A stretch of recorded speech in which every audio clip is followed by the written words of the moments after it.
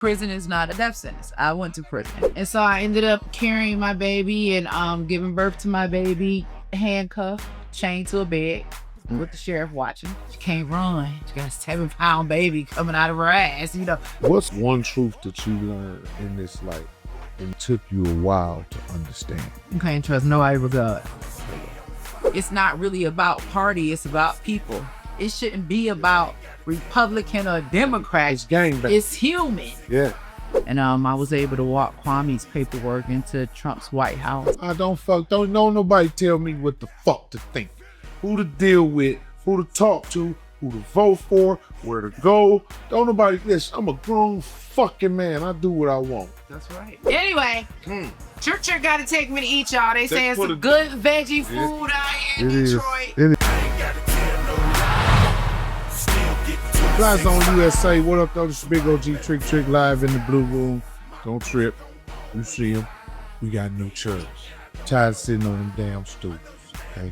And the first person to sit in these chairs alongside me, I'm very honored to have my very special guest, Sister Angela Stanton-King. What's up, sis? What's up? What's happening with it? Hey.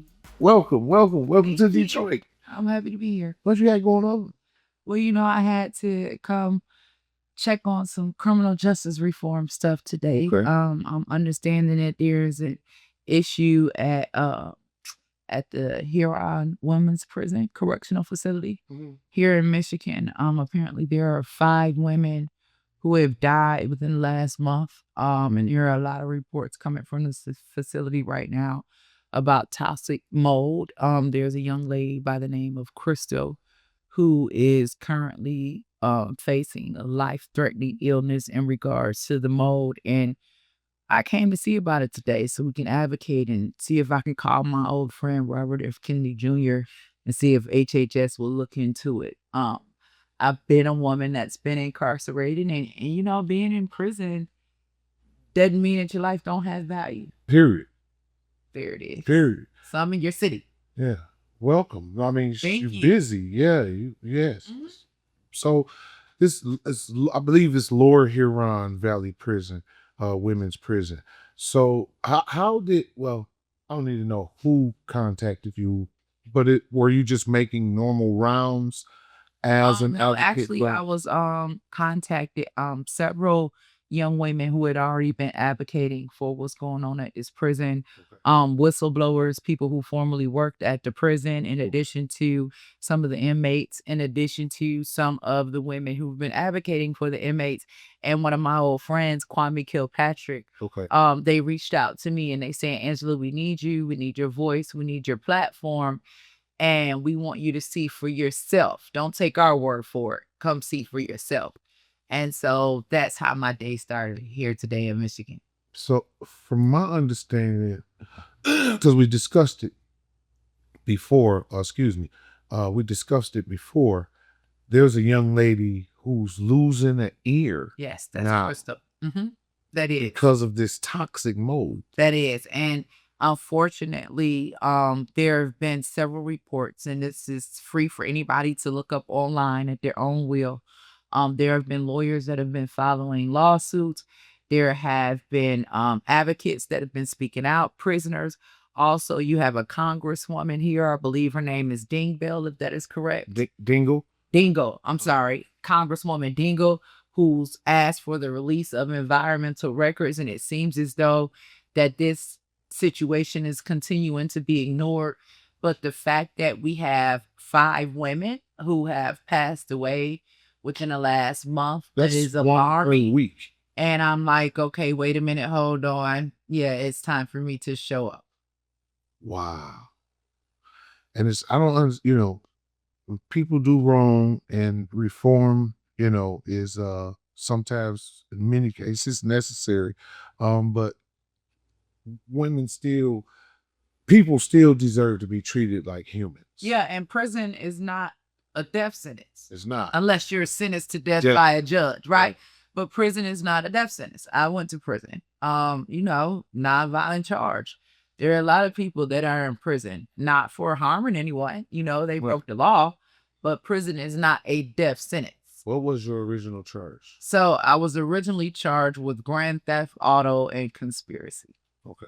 Yeah. Title fraud and embezzlement. You could throw those in there too. Okay. Some car shit. Some car shit. Yeah. So it's a crazy story. I mean, you got caught on some car shit, hustles, hustle. Yeah. Whatever, whatever the hustle is, as long as it ain't children. Shit. Chopping the cars and removing the numbers and changing the titles and swapping them out. It was a whole thing going on. Now, before anybody ever heard of you, tell me about you. I mean, I'm before the day and age of social media, so I got real street cred. Like, I've had a couple of different names, but I've always had my hands in entertainment or just being, Angie, that girl from the hood, the hustler, the one who could make it happen. So, but prior to, my life in the political field or before there was a Donald Trump in my life or Alveda King, I was an average everyday person, born into those circumstances. All of us at grandma's house, it's time to jump off the porch and may the strong survive. God damn it. And I survived. One of those situations. Motherfucker. Just, Yeah. Now, so that's half of our community. Yeah. Females, Yeah. All of us pretty much, have to go through that. That's the story. Then eventually end up becoming a product of your environment. Or a victim of circumstance. Even so. Yes. So how did cars become your thing? That's what Cars really wasn't never my thing. Where you from? So I grew up my very early life. I grew up in Buffalo. Okay. My dad was a native from Buffalo, and my mom was a native from Atlanta. Okay. So they got together. Of course. Yeah. And I lived up there the very early part of my life. And then we ended up moving to Georgia for good. My mother went back home with her mother and my maternal side of the family. So I had an old friend. I really didn't know anything about cars or anything like that. Mm-hmm. So I was just asked. And I wrote my first book, Lives of a Real Housewife, about this, which made me a 3 times national best-selling author. Good. But an old ex-friend by the name of Phaedra Parks and her husband Apollo at the time, they had this, scheme going. So I was asked if I would partake and began walking like some of the titles in, swapping them out, opening up bank accounts. The book's out there. You can get the book. Mm-hmm. And, we got caught. Shit. It was getting good. And, I was, making some money. And, the mastermind was an attorney. So, we thought we was big shit. You know what I'm saying? Wait, so, the mastermind was an attorney? Well, yeah, Phaedra Parks from Housewives of Atlanta. Okay. Yeah, okay. So she was an attorney at the time. So, we like, hell, if anything happened, she coming to get us. We good. Oh, so the thing happened. This wasn't no petty shit. Oh, no. Oh, yeah. Oh, no. You got that. Oh, it's mom shit. It wasn't. So, we got caught. And my co-defendants, because they were already out on federal parole, went back to the feds. I ended up going to the state because we had been in the state, like doing things with titles. And so I went to state prison. While I was in state prison, I learned that I was pregnant. And I was kind of forced with the decision, like, hey, abort the baby. You know what I'm saying? Like, you don't know when you're getting out of prison. You don't know what's going to happen. You can't afford, all of that stereo. Who's going to take care of the baby? You can't afford to feed another mouth, all of that stuff. So I kind of made a decision to keep the baby. And so I ended up carrying my baby and giving birth to my baby, handcuffed, chained to a bed with the sheriff watching. And I remember the doctor asking the sheriff, like, hey, you can step out. Like, she can't run. She got a 7-pound baby coming out of her ass. This is literally what the doctor's saying. It's like she can't run. But the sheriff just wanted to stand there and watch. And I think that was one of those moments, when they ask you about those moments that define your life. I think in that moment, I probably felt like if I had ever lived as a slave, what it felt like to be a slave. it was so dehumanizing. And I was someone that had been sexually abused as a child. So to be forced to have everything out in the open in front of this complete stranger. And he just standing there looking like he's the dad, you know? But 24 hours after that, she was taken from me. She was given to my mom. I was sent back to an overcrowded prison, given a mat to sleep on the floor. Whole nother story. My mom kept my baby. When my baby was 6 months old, my mother died of a massive heart attack. I couldn't go to the funeral because Brian Nichols had done shot up the courthouse, so they wouldn't transport any prisoners in Georgia. So that's another one of those life defining moments. My baby went to my grandmother after that. When my daughter was 12 months old, my grandmother died. This is exactly 6 months after my mother. I wasn't able to go to that funeral either. She ended up going to another family member. And mind you, I had 4 other children as well already before her. And then 6 months after my grandmother passed away, I was released with a $25 check and a bus ticket and told to go start my life over. And mind you, my complete lifeline had been wiped out. So I'm walking out of this Georgia State prison, and as soon as I cross over the gate, the feds are there, and they lock me right back up. This is the same crime. Now, it's the same crime. It's just that because we crossed state lines, it was federal. You remember, my co-defendants went to the feds. So mind you, this story is so freaking crazy. The whole time I'm in the state, the feds are preparing their case against me. Phaedra is supposed to be representing me. Of course, she says it's a conflict of interest, but I come to find out when I did get an attorney and get the discovery that they had basically framed me to be the fall guy for the entire operation. Yeah. So once I found that out, I ended up going through that process, probably had to do about another 2.5 years trying to rebuild, get my life back on track. This, of course, is when I meet LV the King, but I ended up writing my life story and, been taking off ever since. Going. Out here. Now, after when you came home from prison, how was your daughter? 18 months. 18 months. After the feds? Because when I got out, the feds, I didn't have to serve more time. They gave me supervised release, so they didn't send me back to prison. Okay. Or after you got out the state. After I got out the state. The feds put you on supervised. Yes. Okay, so you was able to get to your baby. Oh, yeah. Like that. Yeah, okay. Absolutely. It's at that point, at that time, she was 18 months. 18 months. Okay, gotcha. So now, how did you adjust? What was the process of adjusting from this situation to becoming a mother? Well, I had always been a mother. You had a baby. I had 4 other children. This was my 5th. So, as far as trying to get our lives back on track. I went back too far. I mean, I'm back too far. I'm thinking I'm still early. Right. How old are you when this happened? So I'm 27. 27. When this happened. Right. Gotcha. So I I'd always been a mother. Okay. I think that's one of the things that kind of kept me going and made me never give up. Gotcha. And getting my life back on track and being released from prison with nothing and having a deceased mother and a deceased grandmother and the father's in prison. It was hard and I wanted to die every single day.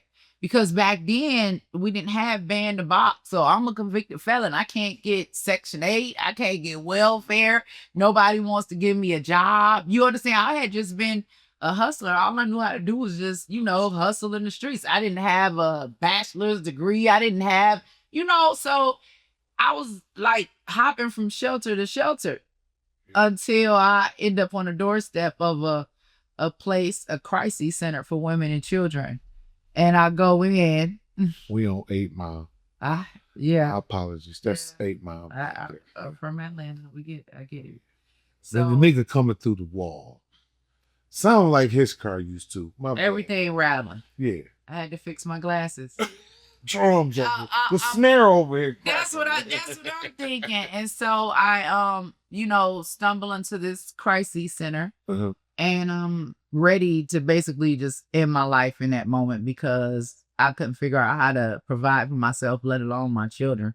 So I was just at the in the darkest, I think, point of my life. Also trying to grieve and deal with the deaths of my mother and grandmother, because now it's a reality. I'm home now. You know what I'm saying? And I can't touch. You know, it's different when you're in prison and when you're free. So mentally, I'm dealing with a lot. And so I walk into this place and I'm like, hey, like today's the day that I'm going to end it all. And it just so happened that the woman that was sitting behind the desk that day was King, who's the niece of Martin Luther King Jr. and also, you know, a senior advisor to President Trump. And that's kind of like when my life started over again. Meeting her and her putting me up under her wing and helping me and my children get a place to stay and teaching me how to create and operate, you know, nonprofit organizations and publishing my first book, you know, Life Beyond These Walls, the one that I wrote when I was in prison. I just began this journey of redemption, this journey of restoration. I want to say 15 years later, Alvida's asking me to go in front of President Trump and tell him my story. And I'm like, hell no, I ain't going in front of that motherfucking racist. You got me fucked up. Right? But this is what I'm thinking, because I'm ignorant. I don't know. I hear you. Okay? I'm just listening to the media, listening to what people say. Same shit. So I'm just like, and she's like, well, would you think about it? Because I'm like, man, I ain't never in my life told this lady no. Like, you know, this lady saved my life. You know what I'm saying? So it's like, I can't tell her no. You know what I'm saying? So I'm like, okay, let me go home and let me pray on it. So I remember I go home that night. And when I go home that night, it's like I'm watching the news and I'm on social media.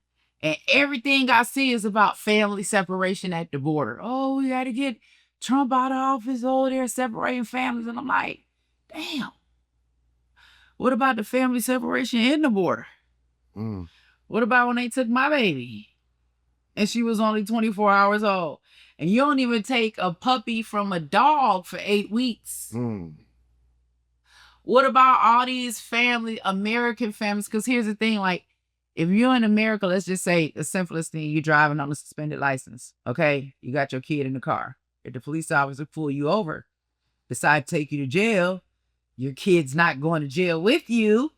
You're going to be separate. Like, your kid doesn't go to jail with you in America. So it's like, I was like, wait a minute, just to see like all of these prolific voices that's supposed to represent us fighting at the border instead of in the border, right? Like, we done skipped over a whole way.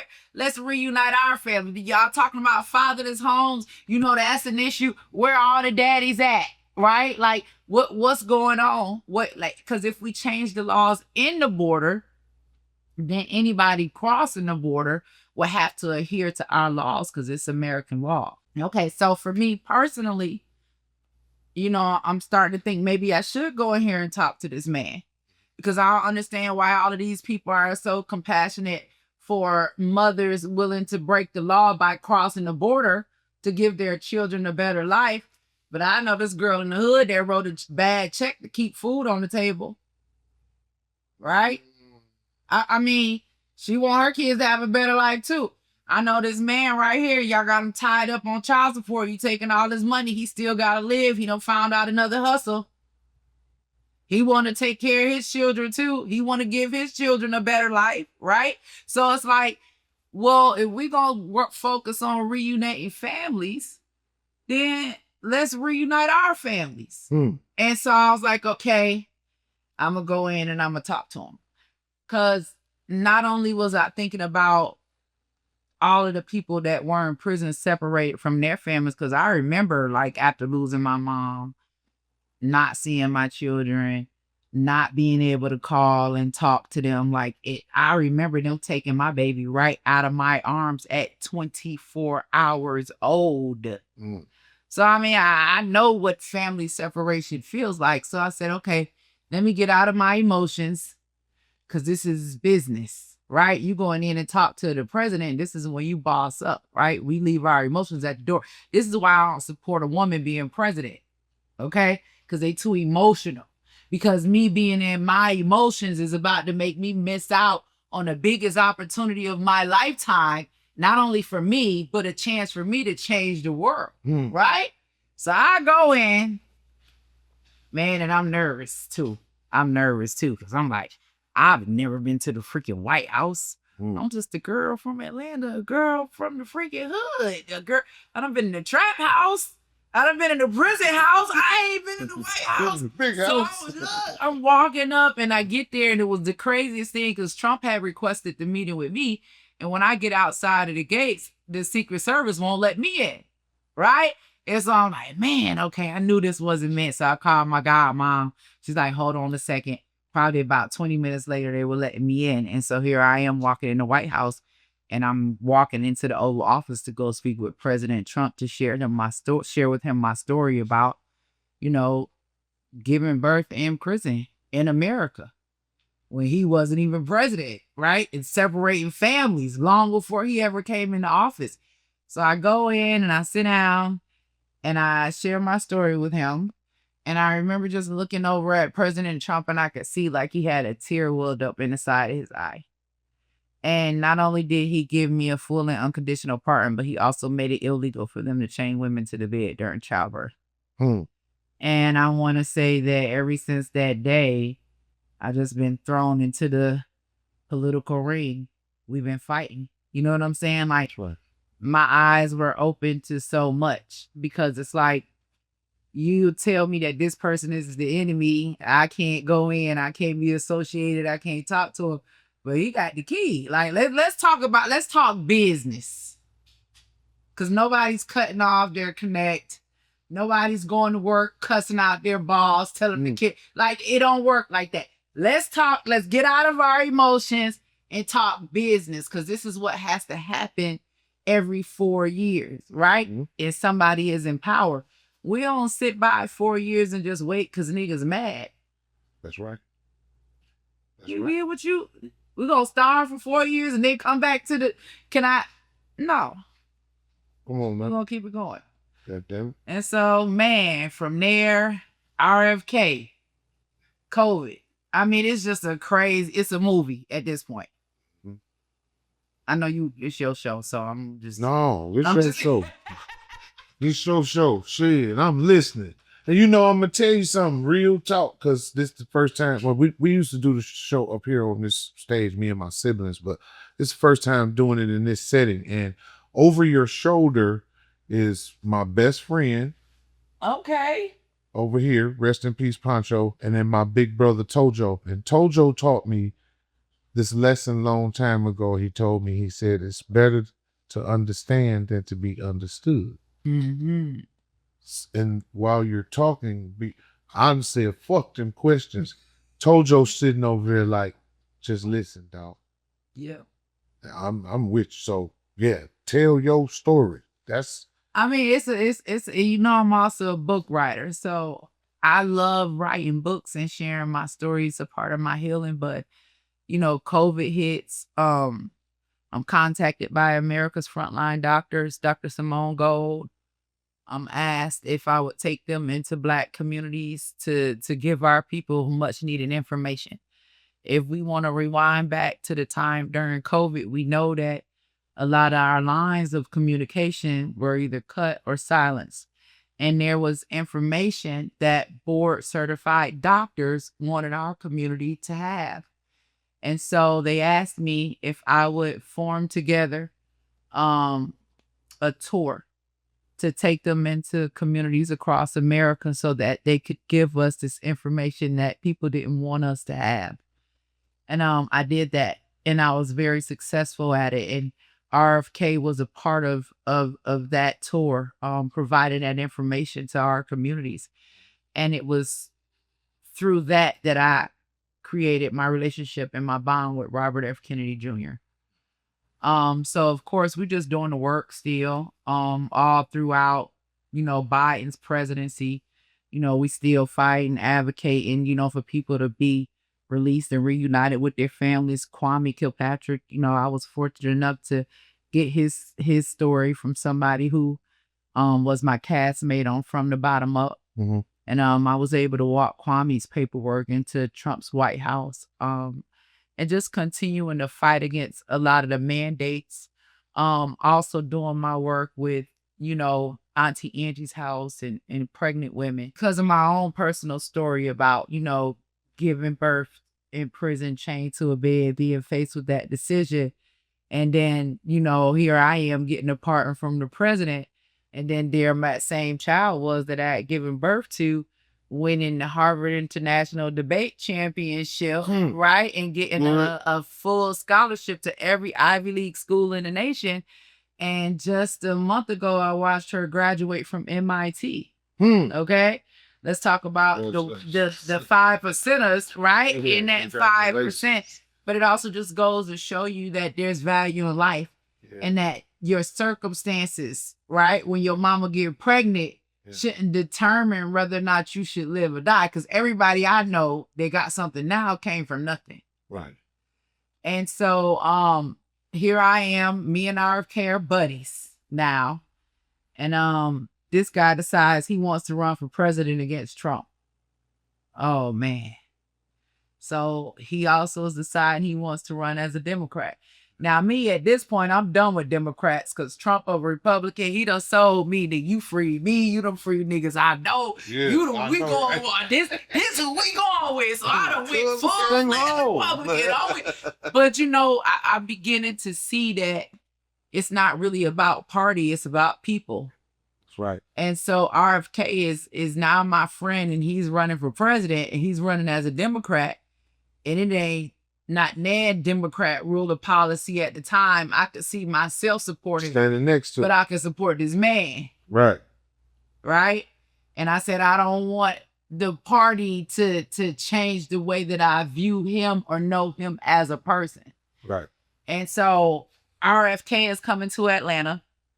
And by now I've got Auntie Angie's house. This is my pregnancy home where, I just help women if they choose that they want to keep the baby, you got somewhere to go if you need a safe place. God bless you. And so RFK decides he's going to come by. So, of course, come on by. You're a Democrat, you pro-choice or whatever, but come look and see the work that we do here at Auntie Angie's house. So RFK, he comes by. He sees the women. He's speaking with them. He's holding our babies. This is somebody who's pro-choice. And again, he decides he's going to run against Trump. So next thing I know, RFK goes live from Auntie Angie's house, broadcasted. Before RFK leaves, I'm getting all type of text messages in my phone. Oh, you a traitor. Oh, Trump should have left your ass in prison. Oh, I'm going to make sure you never step foot in the White House again. Oh, how do you feel now, dumbass? He believes in aborting babies up until now. This is from top dogs within Trump's circle. Okay. So I'm like, okay, oh shit, here we go. Right. But this is again teaching me a lesson. God is showing me it's not about party. It's about people, because anybody should be able to support women and children. Anybody should be able to support a mother that doesn't want to have an abortion and wants to keep her baby. It shouldn't be about Republican or Democrat. It's gangbang. It's human. Yeah. It's just the right thing to do. Yeah. Right? Most of us walking down the street, you see a woman and a baby homeless or something, you got a couple dollars, you gonna give it up. Right there. No matter what you are. Okay. Yeah. And so I'm like, oh Lord, here we go.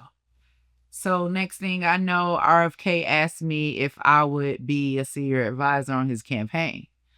And before I accepted that position from RFK, because I had already seen that there was a few ruffles or rifts in the water, should I say. I started making some telephone calls, and I was kind of forbidden to accept this position from RFK. And I'm like, okay, well, if y'all don't want me to work for RFK, then give me a job working for Trump. Hello? Yeah. You don't like it, Quiet. do something about it. Quiet. Crickets. So I waited 45 days. And I accepted the position from RFK. And when I accepted the position from RFK, I really didn't think that it was going to be all-out war. But it was all-out war. Like that. It was all-out. This one I realized you got to really be built for this shit. And I was, because I come from the streets. It's Bloods and the Crips, Republican and the Democrats. And here we are at war.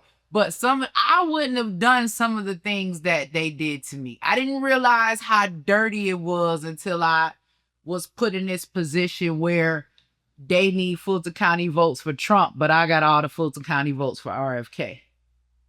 But see, me, I'm in the most peculiar situation because Trump hired me and RFK positioned me. They both white. I love both of them. Like I'm not even choosing. I'm just like, whoever wins, win. Yeah. Charlie Kirk and myself were two of the people responsible for, and I'm sure they may have been some others, but bringing Trump and RFK together. There were plenty of times I begged RFK to work with President Trump, saying the same thing I just told you. I love both of y'all. He pardoned me and you positioned me. I wouldn't have got that position from RFK if I didn't get that pardon from President Trump. Right.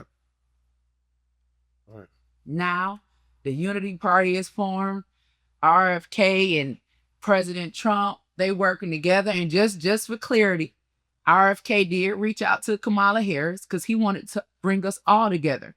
And this is when I began, again, still seeing it's people over party. RFK changed his political affiliation to independent. I changed my political affiliation to independent. And one of the things that I learned was that we can all be solution-based. And I learned that from working with RFK. Because although he came into Auntie Angie's house saying that he was pro-choice and he knew that I was pro-life, we both agreed that no woman should have to abort her baby because of poverty. Period. That's a solution. When we become solution-based, we can move forward. But if we just sit here arguing over who got a right to do it, who don't got a right to do it, who got a right to do it, who don't got a right, we're not getting nowhere. So, Trump, RFK came together. Everything was going great. And I don't know what the fuck is going on right now. Just weird shit. Change. Weird shit. You know, for me, I'm learning a whole lot. I was never really political anyway. You're right. I've always been about people because I've always been in community service and I always wanted to give back. But I just figured that there was a way that I could use politics to help my community. But I'm not politics. I am community. I am people over party. I've learned to not care about race. I've learned to not care about religion. I don't care about your sexual preference. I don't care about your political affiliation. All I care about is you a good person or a bad person? What energy do you belong to, motherfucker, the light or the dark? Period. That's all I need to know. And if you a part of the light, because it's good and bad and everything, right? In Christianity, Muslims got good or bad, blacks got good. It's good and bad or anything. And every human Are you on this earth got to the light or to the darkness? Right. Because I'm a child of the light. And once I realize that you a child of the light, then we rocking. And that's it. It's only two sides. That's it. The light and the dark. That's right. Everything else just has us divided. And as long as we're divided and we got something to fight over, who white, who black, who Republican, who Democrat, who rich, who poor, who gay, who straight, as long who's transgender, who's whatever fuck, trans furry, as long as we got something to argue or fight about, we'll never get to the bottom of correcting the problem. Period. What you told me in the beginning. The warriors, and you gotta bring peace. Yeah. That's it. We've been warring. For every Republicans and Democrats all day. Where's the peace? Where? And I think the point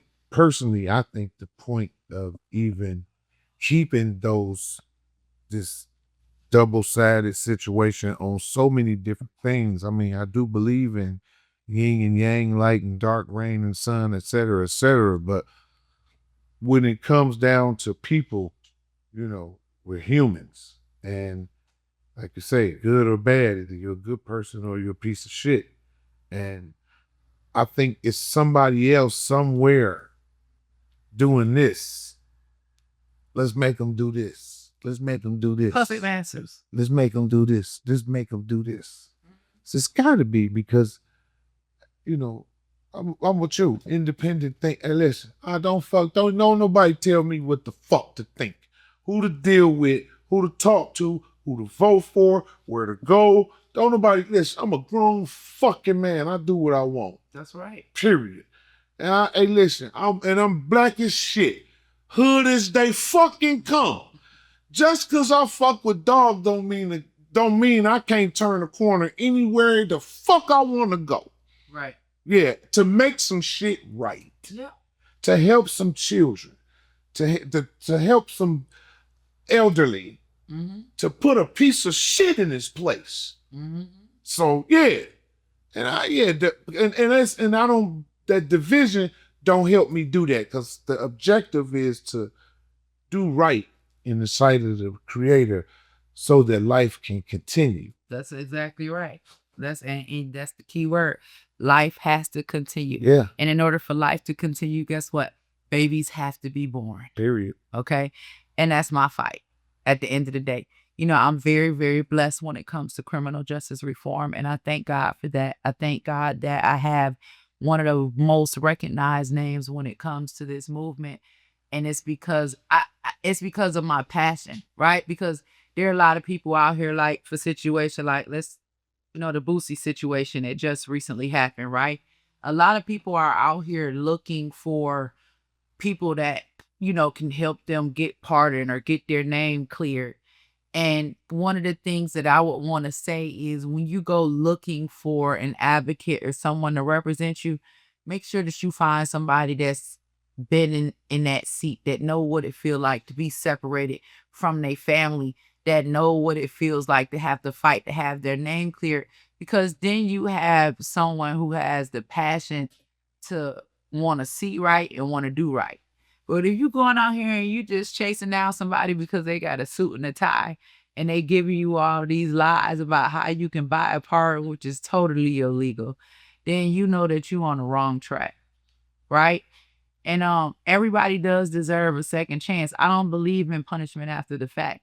I mean, I did something when I was 21 years old, and here I am 40 years old. I got kids. I'm married. My life different. And we can't live in this neighborhood because I'm a convicted felon, or I can't get life insurance, or I can't carry a gun. God done blessed me. I'm a successful business owner now. I'm well known. Like, just say, for instance, like somebody like Boosie. We may not like him, but guess what? He operates in an environment where he needs to have some sort of protection. He can't walk around with no protection because he's a convicted felon. It doesn't matter how successful he is. So, at some point, rights do deserve to be restored. Arizona, he can. Oh, that's where he better go. Fuck. That's where he better go. But it's totally illegal to buy a pardon. And what we're seeing happen with Boosie is kind of like what's happening with Boosie? Because I don't search the web at all. Oh man, I don't know what the fuck. So Boosie, first of all, I love Boosie. Okay, Boosie had actually made a song for us with RFK when we were campaigning, and I remember sitting out talking to Boosie and telling him, how much I appreciated him for doing it. And Trump got in. I'm like, what the fuck, Boosie? I wanted to see if I could help him get a pardon. And so Trump won. And I remember inviting Boosie to the White House for the Black History Month event. We got to the White House. Boosie got flagged by Secret Service. He couldn't get in. And so Trump's advisor, Lynn Patton, scheduled a meeting in the Eisenhower building with Boosie, myself, and Alice Johnson. And I remember sitting down talking to Alice Johnson about Boosie and just saying how, he was a father of, I believe, 9 children. And I believe that if there was a way that we could look into a possible pardon for him, that I would like for her to look at his information. And so Alice was like, sure, I don't mind. Send the paperwork in and we'll look at it, right? We went from there to me telling Boosie, look, get with Dwight, your attorney, fill out the petition, get it to me, and let me send it in for you. So I ain't hear from Boosie no more. So I want to say maybe 3 months later or so, I had saw Boosie with Lucci in Atlanta. And I was like, Boosie, what's going on with the pardon or whatever? And he was like, oh, I got Trump real folks working on it now. I was like, oh, okay. Sweet. Shit, bet. Right? And then 3 months after that, I get a text on my phone. He's like, Angela, you need to help me. I need you to call RFK. I gave these boys $600,000. They promised me a part, and they took my money, and I ain't got no part. And I'm like, huh? 600,000. I need to do what? I don't know what that is. I don't know if that's some type of self-hate. Like how you Trump trusts black women. Trump has positioned Alex Johnson as his partner. She is the one that has his ear and is the one that can recommend and say who she believes. This is the position that Trump created for her, a black woman. I'm somebody he pardoned, right? I don't make decisions. Right. But I can take you to the king, but I can't make the decision for him, right? But I can take you there. Right. Okay? Boosie, how do you go from a woman that Trump positioned and a woman that he pardoned that look like you now, okay, over here to go find a Jacob and Swall and get them $600,000 just because they told you they could call Trump? For $600,000, them niggas would have had to call Trump right then, right and there. Nigga, there. Put that nigga on speakerphone, put him on FaceTime, bitch. Yeah. First of all, 600. But this is what make me so. This is what really makes me upset. Oh.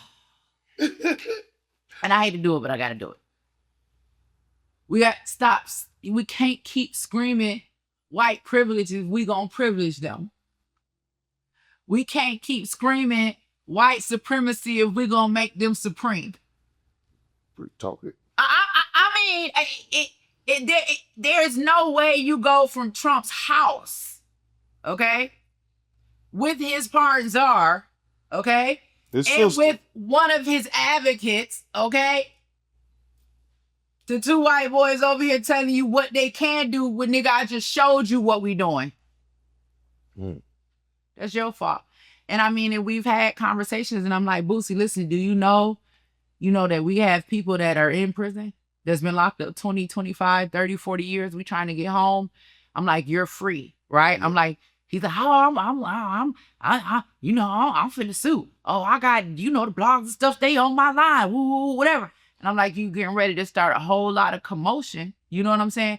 And you gonna, possibly block a whole lot of people. Sue the lawyers. You paid the money. Yeah, but that's like going and buying a brick of cocaine and getting home and realizing you've been flexed. Buying a pardon is illegal. You ain't had no business trying to buy no pardon. Especially not after you was at the White House with Alex Johnson and Angela, and we telling you just do the paperwork. The people was like lawyers saying that they can work it. They're lobbyists. They're actually saying they was finna buy it. They're lobbyists. As a lobby, you can lobby on someone's behalf, meaning that you can go garner support for them. Okay, they're lobbyists.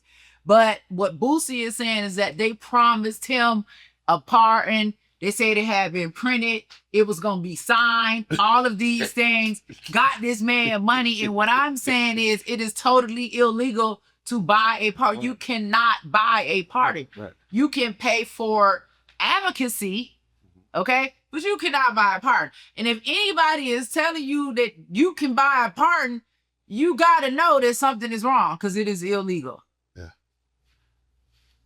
There you have it, pardon purchasers. And giving these people your money willfully. But you got a sister in the community with a pregnancy home fighting to save babies that look just like you.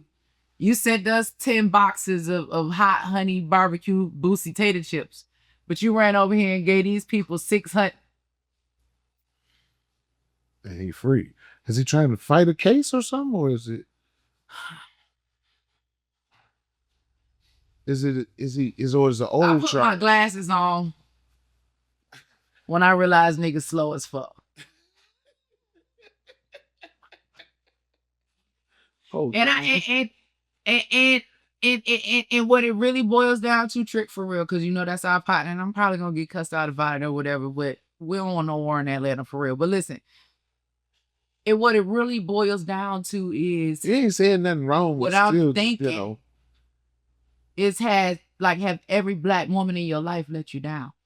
Because it makes me start thinking, how do you view black women? Do you view us as failures? Because what in your mind told you that the two Black women that were trying to help you couldn't get it done? And then even when you look now at his post, he online thanking these people. Like, you still ain't thank the people that really had you right there, but genuinely wanted to help you. Right. Because ain't nobody else gonna touch you. They gonna take your money, but somebody who genuinely want to help you because they from where you from, nigga. And y'all ain't mentioned no money to it. Of course not. I told him all I wanted was credit. I didn't wanted to do it because he made the song for me for RFK. Right. You understand? I got RFK and Boosie on the track. I'm talking about it's major. Like, but I was like, let me genuinely help you because I see this man trying. And, you know, a lot of men, they have demons. He's still a father. You understand where I'm coming from? You know, he ain't perfect. We know Boosie. You know what I'm saying? But he do got a heart. Yeah. He do love his children. Indeed. Okay? So the work that I hell of do, a provider, too. We see it. Yeah. You know, an active father. Yeah. I love that. Yes, sir. You understand where I'm coming from? So I ain't have no problem with trying to help him, but it's the fact that you just, I don't know. Maybe I don't know. Again, I think it's psychological because of what continues to tell us all the time that white is right. We talk about that all the time. In the Black community, we don't support our own businesses, you know, like, yeah, but you can't buy a brick of cocaine and then get mad because you got flex and call the police. I mean, you get mad, but calling the police would be dumb, right? Yeah, and shutting the whole trap down, nigga, because you bought the wrong bomb. Yeah. If you could sit down with every Black woman and every Black man and give them one lesson you want them to understand, what would it be? I would have to go back to what I said. It's only two sides. The light and the dark. That's right. That's it. Choose ye this day. Because of whatever you operate in is what you're going to give yourself over to in the afterlife. Period. That's how it go. Choose your energy. Yeah. Yeah. That's it. Real shit. That's it. Don't get no. That's it. That'll fix everything. That's it. I don't care what your color is. I don't care what your religion is. Do you think we should be sexually transitioning 2-year-olds, 3-year-olds, 4-year-olds? Negative. Like, okay. Like, that's what I need to know. Yeah. You a child of light or a child of the dark. The rest of that stuff don't matter. Because I got friends that have different type of religions. They from different parties. Like my people, Democrats, Republican, Libertarians, Independents, Bloods, Crips, all that. Vice Lords, everything. FBI shit, you know what I'm saying? DOJ. Presidents, governors. Health secretary. Yeah. So, you know, it's light and dark and everything. Believe that. That's the lesson we got to have when we need. That's what we need to know. Yeah. Yeah. And which side are you on? That's it. Light or the dark? That's it. What's one truth that you learned in this life, in your life, that took you a while to understand? You can't trust nobody but God. Hello. You can't trust your children. Can't trust your mama. Can't trust your wife. Can't trust your husband. You can't trust your friends. You can't trust your business partners. You can't trust the motherfucking cousins you grew up with. What's happening, cuz? I ain't talking about you, though. But you know what I'm saying? You, listen. Trust no man but God. Sometimes you can't even trust yourself because you do some shit you know you ain't got no business doing. Yeah. Trust no man but God. That's right. Trust people to be human. That's it. Yeah. That's it. And forgive. Yeah. And learn and move on. Yeah. Right. Yep. When it's all said and done, what you want your legacy to be? Man, I say the baby. That's right. Auntie Angie, 100 babies so far. We got a proclamation from Fulton County, Georgia. Every May 1st is Auntie Angie's Day in Atlanta. We got a new location we opening up in September. What I realize about the work that I do, every time a baby is born, I realize that I didn't just save a baby, because that baby's gonna grow up to have a baby, and that baby gonna grow up to have a baby. We saving bloodlines and generations. This is the work that God sent me here to do. And it ain't too many women that look like me that's on this side of the fight, right? And I ask people all the time, 100 years from now, right? When our children start reading up on their ancestors, because when we discuss our ancestors and we talk about what our ancestors fought for, they fought for us to be free, right? They fought for us to be equal. But in 100 years from now, them kids gonna say what? Our ancestors fought for us to be aborted, to not even exist. Yeah, we gotta get our shit together. Auntie Angie's house, y'all support. We're gonna put that on the screen. That reminded me of the story this guy said.